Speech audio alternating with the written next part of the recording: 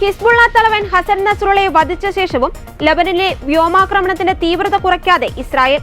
ശനിയാഴ്ചത്തെ ആക്രമണത്തിൽ ഹിസ്ബുള്ളയുടെ ഉന്നത കമാൻഡർ നബീൽ ഗയൂബ് കൊല്ലപ്പെട്ടതായും ഇസ്രായേൽ സേന അറിയിച്ചു.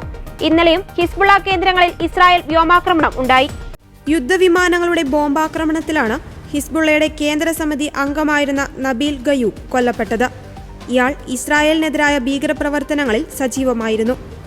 ഇസ്രായേൽ ആക്രമണങ്ങളിൽ ശനിയാഴ്ച 33 ഇന്നലെ 32 പേരും കൊല്ലപ്പെട്ടതായി ലബനീസ് അധികൃതർ പറഞ്ഞു.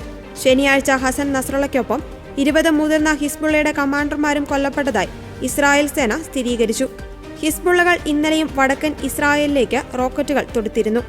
ചെങ്കടൽ ഭാഗത്തുകൂടി വന്ന ഡ്രോൺ വെടിവെച്ചിട്ടതായി ഇസ്രായേൽ സേന പറഞ്ഞു. യമനിലെ ഹൂതി വിമതരായിരിക്കാം ഡ്രോൺ തൊടുത്തതെന്നാണ് നിഗമനം. ഹൂതികൾ പ്രയോഗിച്ച മിസൈൽ ഇസ്രായേൽ വെടിവെച്ചിട്ടിരുന്നു. ഇതിനിടെ നസ്രള്ളയുടെ വധത്തിന് പ്രതികാരം ചെയ്യാതിരിക്കില്ലെന്ന് ഇറാനിലെ പരമോന്നത നേതാവ് ആയത്തുള്ള അലി ഖമേനി പ്രഖ്യാപിച്ചു. രാജ്യത്ത് 5 ദിവസത്തെ ദുഃഖാചരണം നടത്താൻ ഖമേനി ഉത്തരവിട്ടു.